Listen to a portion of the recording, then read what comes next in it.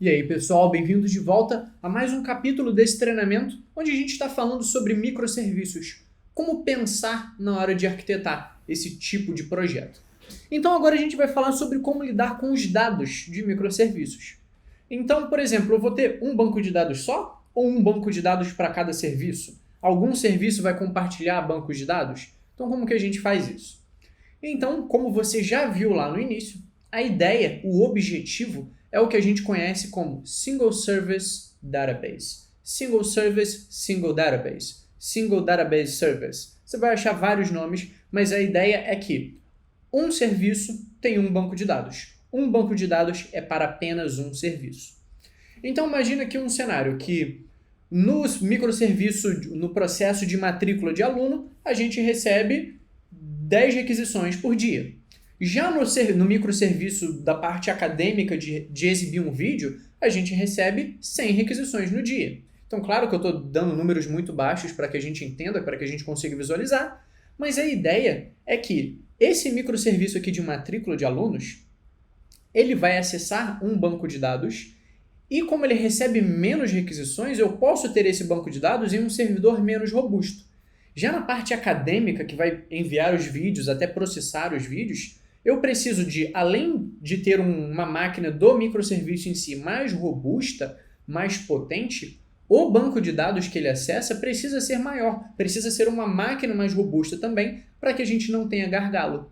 Então, a escalabilidade de um serviço está diretamente relacionado com o banco de dados que ele acessa.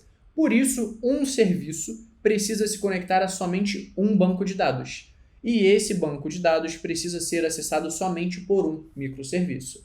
Essa é a ideia por trás de Single Service, Single Database, ou Single Service Database, ou qualquer outro nome que você leia nessas linhas. Só que existem cenários onde a gente tem o Shared Service Database. Por quê? Às vezes, até por motivos contratuais, determinados dados precisam estar centralizados.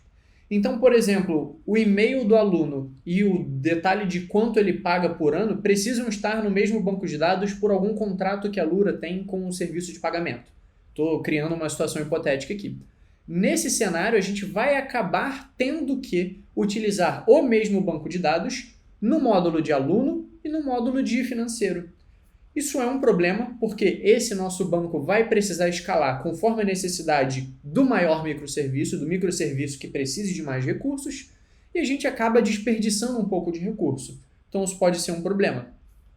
Só que, para que a gente garanta que nossos microserviços sejam independentes, a gente vai tratar esse banco em cada serviço como se fossem bancos diferentes. A conexão vai ser independente, a forma como a gente acessa ele é independente. A gente não tem, por exemplo, um sidecar que se conecta a esse banco. A gente não vai fazer dessa forma. Nós vamos ignorar o fato de que fisicamente é o mesmo banco.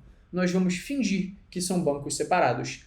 Dessa forma, se a gente conseguir, por exemplo, alterar esse contrato, se a gente conseguir evoluir o nosso sistema para terem bancos separados, o impacto vai ser bem menor em código. A gente vai precisar modificar muito menos coisa. Então, a ideia, quando a gente acessa dados, é de que a gente vai buscar sempre Single Service, Single Database ou Single Service Database. Se existe um serviço que acessa dados, só esse serviço vai acessar esse banco de dados. Às vezes a gente se encontra nesse padrão de Shared Service, então a solução, a proposta desse padrão é tratar o banco compartilhado como se fossem bancos separados, certo? Então, agora vamos falar um pouquinho sobre alguns padrões que podem ajudar a gente na construção de microserviços muito complexos, mas padrões realmente de codificação. Só que a gente vai falar isso no próximo vídeo.